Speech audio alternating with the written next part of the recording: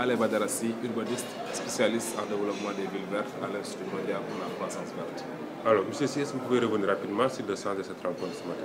Oui, l'objectif de cette rencontre, c'était de s'accorder sur la méthodologie, mais également sur le cadre conceptuel pour le développement des villes vertes au Sénégal.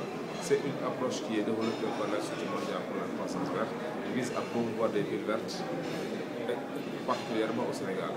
C'est comme une ville verte. En fait, une ville verte, c'est une ville qui consomme moins d'espace, qui consomme moins d'eau, moins d'énergie, moins d'électricité, et une ville qui produit moins de déchets. Donc c'est une ville qui produit plus, mais pour moins. Donc, dans ce cadre-là, une ville verte doit s'appuyer sur plusieurs leviers pour essayer de déterminer ou bien de conduire au processus de ville verte.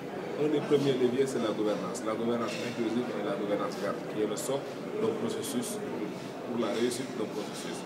L'autre levier, c'est la forme de la ville, la forme spatiale. Nous savons que les villes africaines sont des villes consommatrices d'espace. Donc il faut agir sur la forme de la ville, et cela demande une transformation structurelle de la ville, une réflexion poussée sur la façon dont la ville doit se développer. Donc tous les éléments qui portent sur la mixité fonctionnelle, la mixité sociale, doivent être intégrés pour rendre la ville compacte et dense. L'autre aspect, c'est par rapport aux services sociaux de base et aux infrastructures.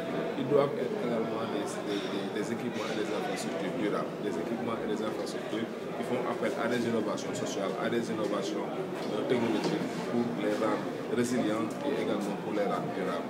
Le facteur économique est très important dans un processus de ville durable parce que le processus de ville durable vise à transformer les défis, qu'ils soient environnementaux, qu'ils soient énergétiques, en opportunités.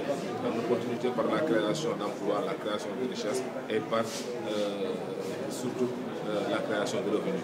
Le dernier pilier, ça va porter sur la qualité de la vie. Aujourd'hui, nous avons des villes, mais nous n'avons pas des activités de loisirs. Nous n'avons pas des activités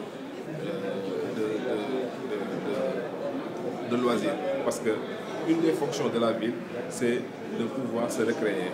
On nous apprend que la ville a 4 fonctions: travailler, se déplacer, se loger, mais également se recréer. Mais cette dernière fonction, se recréer, n'existe pas, notamment dans les villes africaines. Aujourd'hui, à travers une ville, on devait pouvoir développer la santé physique, la santé mentale, en promouvant le développement des infrastructures vertes, le développement des projets de loisirs, des projets de récréation, pour la santé physique et la santé mentale des populations.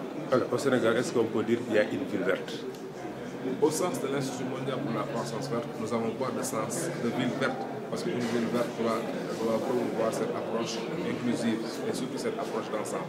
Nous avons beaucoup de villes vertes, mais c'est surtout des villes où l'aspect aménagement paysager, aspect reboisement est seulement pris en compte. Donc dans un processus de ville verte, cet aspect-là, c'est l'aspect le minimum, je peux dire, parce qu'une ville verte doit être un processus qui implique l'ensemble de la population, qui doit considérer la ville comme un écosystème urbain. Et on sait que dans un écosystème, si un élément est perturbé, ça risque de perturber tout l'écosystème.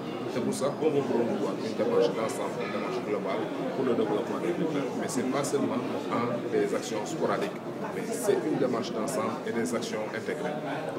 Merci, M. Merci beaucoup.